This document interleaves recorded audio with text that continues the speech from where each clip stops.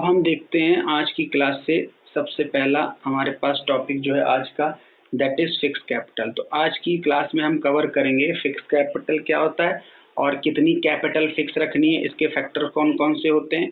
फिर हम समझेंगे वर्किंग कैपिटल क्या होती है और वर्किंग कैपिटल को कितना रखना है, ये देखने के लिए कौन कौन से फैक्टर्स हैं। ठीक है, तो फिक्स कैपिटल सबसे पहले मीनिंग देखो।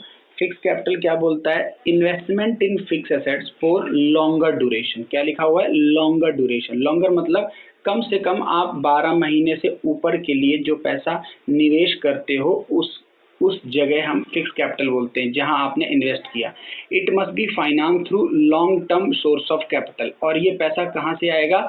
Long term source of capital. समझ गए? अब जैसे आपने मशीन खरीदी, लैंड खरीदी, फर्नीचर खरीदे, आपने किसी कंपनी की गुडविल खरीद ली, तो ये कौन सी कैपिटल है? ये फिक्स कैपिटल है, क्योंकि आप इसको 10 साल, 15 साल, 20 साल चलाना चाहते हो। इसको आप जल्दी से सेल आउट नहीं करना चाहते। तो कोई भी पैसा जो कोई भी प्रोप्राइटर या कोई भी कंपनी का मालिक लॉन्ग टर्म सोच के लगाता है, उसे हम बोलते हैं फिक्स कैपिटल। अब फिक्स कैपिटल के बाद डायग्राम है, अगले पेज पे देखो, मैंने समझा रखा है। जैसे प्लांट एंड मशीनरी में, जैसे मान लो रिलायंस कंपनी ऑयल निकालने के लिए बहुत मशीन लेती है बाहर से, रशिया से या फ्रांस से। तो वो मशीन क्यों खरीद रही है? ताकि वो ज़्यादा से ज़्यादा मशीनों से ऑयल निकाल के पूरे वर्ल्ड में एक्सपोर्ट करे। तो वो जो उसने मशीन खरीदा है वो उसका एक कैपिटल है, और कैपिटल भी कौन सी है? उसकी फिक्स कैपिटल है। ठीक है। और जैसे मान लो कोई कंपनी नोएडा में ज़मीन खरीदती है, वहाँ उसको फैक्ट्री खोलनी है, तो वो जो ज़मीन है उसकी जो लैंड एंड बिल्डिंग बनी है वो उसकी फिक्स कैपिटल है। जो कोई कंपनी कंप्यूटर्स खरीदती है अपने ऑफिस स्टाफ के लिए या अपनी बेटर प्रेजेंटेशन के लिए, काम को तेजी से करने के लिए, इन सब में जो पैसा आपने लगाया है इसे हम फिक्स कैपिटल का नाम देते हैं। राइट। आप देखो, जो हर बार एक टॉपिक हमें इस चैप्टर में पढ़ना है, क्या? Factor affecting requirement of fix capital. मतलब हमें ये पढ़ना है कि जब आप किसी कंपनी को चलाते हो या आप बिजनेसमैन हो, तो आप ये सोचोगे कि मुझे कितनी कैपिटल फिक्स रखनी है, कम रखनी है, ज़्यादा रखनी है, कितना रखना है, ये सोचना पड़ेगा आपको इन 7 पॉइंट से। तो देखो, इन 7 पॉइंट को मैं डिटेल से समझा रहा हूँ। सबसे पहला पॉइंट है नेचर ऑफ बिजनेस। ध्यान से समझिए ये सारे पॉइंट्स। नेचर ऑफ बिजनेस कहता है कितनी फिक्स कैपिटल रखनी चाहिए, ये डिपेंड करता है कि आपका नेचर ऑफ बिजनेस क्या है। नेचर ऑफ बिजनेस का मतलब आप मैन्युफैक्चरर हो या आप ट्रेडर हो या सर्विस प्रोवाइडर हो। जैसे मान लो तुम जो है कोई कंपनी चलाते हो जहाँ पे कोई प्रोडक्ट बनता है, तो बनाने के लिए तो मशीन लेनी ही लेनी पड़ेगी। तो इसका मतलब मैन्युफैक्चर के लिए मशीन लेना कंपलसरी है, यानी उसको लाखों करोड़ रुपए तो चाहिए ही चाहिए। एक ट्रेडर जो है उसको मशीन नहीं चाहिए, वो तो सामान खरीद के बेचता है। जैसे तुम तो जैसे मान लो कोई शॉप चलाते हो, तो शॉप के लिए कोई तुम्हें मशीन तो खरीदनी नहीं है, या मशीन भी अगर खरीदनी है तो इतनी हैवी नहीं है, तो तुम्हें मतलब मैन्युफैक्चर से कम अमाउंट का फिक्स कैपिटल चाहिए। सर्विस प्रोवाइडर के लिए तो ना के बराबर चाहिए, उसे कोई मशीन लेनी ही नहीं, उसे तो अपनी सर्विस देनी है। जैसे एक लॉयर है, जैसे एक टीचर है, जैसे एक एडवोकेट है, जैसे एक सीए है, इन लोगों क्या है, सर्विस इंडस्ट्री वालों को कम से कम फिक्स कैपिटल में पैसा निवेश करना पड़ता है। तो ये होता है पहला फैक्टर कि नेचर डिसाइड करता है कि आपको कितनी कैपिटल रखनी है। दूसरा पॉइंट है स्केल ऑफ ऑपरेशन। दूसरा पॉइंट ये कहता है कि आप जो बिजनेस करते हो उसका एरिया कितना बड़ा है। स्केल का मतलब अगर आप बहुत बड़ी कंपनी हो तो जाहिर सी बात है ज़्यादा फिक्स कैपिटल चाहिए। मीडियम लेवल की कंपनी हो तो आपको medium amount of fix capital चाहिए। और अगर स्मॉल हो, बहुत छोटे लेवल पे काम करते हो, तो आपको ज़्यादा फिक्स कैपिटल लगाने की ज़रूरत नहीं है, अभी आप छोटे मोटी मशीन से काम चला लो। उसके बाद तीसरा है choice of technique. Choice of technique में हम ये समझते हैं, ध्यान से समझिए, अगर आप ऐसी कंपनी हो जो सारा काम मशीन से करते हो तो आपको मशीन खरीदनी पड़ेगी। मशीन का मतलब है आपको करोड़ों रुपए लगाने पड़ेंगे। लेकिन ऐसा नहीं होता, कई कंपनियां लेबर से काम करा लेती हैं, मतलब हाथों से काम करती हैं, तो उनको मशीन नहीं लेनी या मशीन कम लेनी है तो उनको फिक्स कैपिटल में इन्वेस्टमेंट भी कम करनी पड़ेगी। तीसरा है टेक्नोलॉजी अपग्रेडेशन। टेक्नोलॉजी अपग्रेडेशन मतलब आप किस इंडस्ट्री में काम करते हो। अगर आप ऐसी इंडस्ट्री में काम करते हो जहाँ पे टेक्नोलॉजी बहुत जल्दी से ऑब्सलीट हो जाती है, जल्दी खत्म हो जाती है, जैसे कंप्यूटर्स मान लो, कंप्यूटर्स अगर आप यूज करते हो तो जल्दी जल्दी यूज होंगे, खत्म होंगे, तो आपको दोबारा रिप्लेस करने पड़ेंगे, जिसके लिए हमें ज़्यादा फिक्स कैपिटल की रिक्वायरमेंट पड़ेगी, क्योंकि हमें पैसों का अरेंजमेंट करना पड़ेगा। लेकिन आप ऐसी टेक्नोलॉजी में काम करते हो जहाँ पे अपग्रेडेशन ही नहीं होता, पुराने तरीके से ही काम चलता रहता है, फिर आपको ज़्यादा फिक्स अमाउंट की ज़रूरत नहीं है। उसके बाद डाइवर्सिफिकेशन। डाइवर्सिफिकेशन का मतलब होता है एक्सपेंशन। अगर आप जिस बिजनेस में काम करते हो उसमें आपके डाइवर्सिफिकेशन का बहुत चांस है। जैसे मान लो रिलायंस कंपनी आजकल जो मुकेश अंबानी चला रहे हैं, वो आए दिन कहीं ना कहीं क्या कर रहे हैं, डाइवर्सिफाई कर रहे हैं। उन्होंने जियो का बिजनेस सेटअप किया, अब उन्होंने फेसबुक से टाई अप किया, अब वो पूरे इंडिया में ब्रॉडबैंड लगाने की बात कर रहे हैं। तो वो क्या कर रहे हैं, अपने बिजनेस को डाइवर्सिफाई करते जा रहे हैं, फैलाव करते जा रहे हैं। अब जाहिर सी बात है, फैलाव करेंगे तो उनको फिक्स कैपिटल भी तो ज़्यादा चाहिए ना, समझ रहे हो, लैंड चाहिए, बिल्डिंग चाहिए, मशीन चाहिए, कंप्यूटर्स चाहिए, तो उनको फिक्स कैपिटल ज़्यादा लेनी पड़ेगी।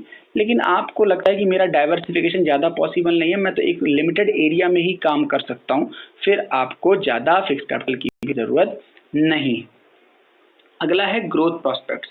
ग्रोथ प्रोस्पेक्ट्स का मतलब है अगर आपका फ्यूचर बहुत ज़्यादा ग्रोथफुल है, आपको लगता है कि आगे आने वाले टाइम में मेरा बहुत ज़्यादा ग्रोथ होने वाला है, तो आपको तैयार रहना पड़ेगा, आपको फिक्स कैपिटल भी ज़्यादा लगानी पड़ेगी।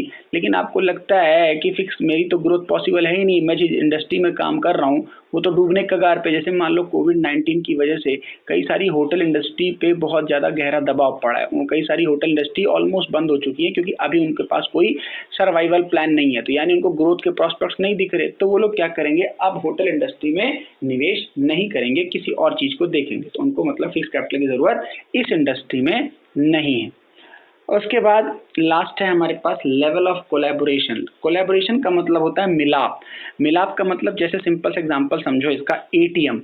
एटीएम एक ऐसी फैसिलिटी है जो क्या है, कॉमन होती है। जैसे मान लो किसी गली में कोई एटीएम है और आपके पास कोई भी एटीएम कार्ड है, मेरे पास है, आपके फादर के पास है, तो हम तीनों वहां से कैश विड्रॉ कर सकते हैं, मना नहीं करेगा एटीएम बैंक। जबकि होना क्या चाहिए कि जिस बैंक का एटीएम कार्ड है उसी को जाना चाहिए, लेकिन बैंकों ने आपस में क्या कर रखा है बताओ, कोलैबोरेशन कर रखा है। मतलब वो लोग कहते हैं कि हमें आपस में कस्टमर को सर्विस मिल के देनी है। तो अगर ऐसे कोलैबोरेशन मार्केट में है, फिर आपको अपना एटीएम लगाने की जरूरत नहीं है, मतलब फिक्स कैपिटल लगाने की जरूरत कम है। अगर ऐसे कोलैबोरेशन नहीं कर सकते तो फिर आपको फिक्स कैपिटल खुद लगानी पड़ेगी, इसका मतलब आपको फिक्स कैपिटल में इन्वेस्ट ज़्यादा करना पड़ेगा। तो ये हमारे हो गए फैक्टर अफेक्टिंग या factor requirement of fix capital, जो ये बताते हैं, इन सब बेसिस के बेस पे हम डिसाइड करेंगे कि फिक्स कैपिटल हमें कम रखनी है या ज़्यादा। चलो अब हमारे पास आ गया वर्किंग कैपिटल। जैसे हमने पढ़ा फिक्स कैपिटल, उसी तरीके से दूसरा हमारे पास है वर्किंग कैपिटल। वर्किंग कैपिटल क्या होता है, देखिए पहले पढ़ते हैं। The amount invested in current assets, जैसे कि cash, bill receivable, debtors, bank का balance et cetera, to facilitate smooth day to day working. ये बात है मेन अंडरलाइन करने लायक, क्या, smooth day to day business. अब मशीन खरीदी थी, वो डे टू डे का पार्ट नहीं था, वो तो एक बार खरीद ली, लगा दी और काम चल रहा है। लेकिन कुछ ऐसी चीजें हैं जो आपको डेली रूटीन एक्सपेंडिचर का पार्ट बनेगी, उसमें कितना पैसा लगाना है ये डिसीजन लेना आपका वर्किंग कैपिटल है। जैसे लेबर कितने रखने, कितने एम्प्लॉयज रखने, समझ रहे हो, क्या आपको डेली खर्चे रखने, रेंट कितना पे करना है, इलेक्ट्रिसिटी कितना आपको कंज्यूम करना है। तो ये जो रोजमर्रा के खर्चे हैं, बोले तो जो पीरियड बेसिस पे होते रहते हैं, इनमें कितना पैसा फंसाना है या लगाना है, इसे हम बोलेंगे वर्किंग कैपिटल। तो वर्किंग कैपिटल एक होती है नेट वर्किंग कैपिटल, इसका फॉर्मूला भी है, अकाउंट्स में ज़्यादा यूज़ करोगे, अकाउंट्स में रेशो का चैप्टर भी है, वहाँ पे न्यूमेरिकल्स भी हैं इसके।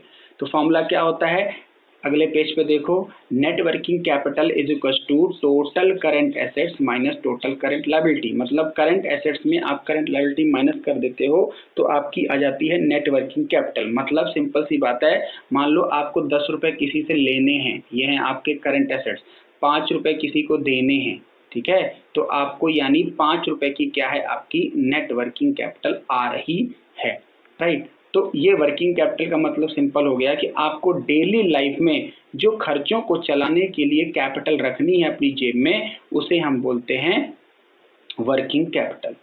अब आप आ जाओ इसके भी same factor affecting requirement of working capital, one by one करते हैं। Now factor affecting requirement of working capital, इसके हमारे पास कितने हैं, 8 पॉइंट्स हैं।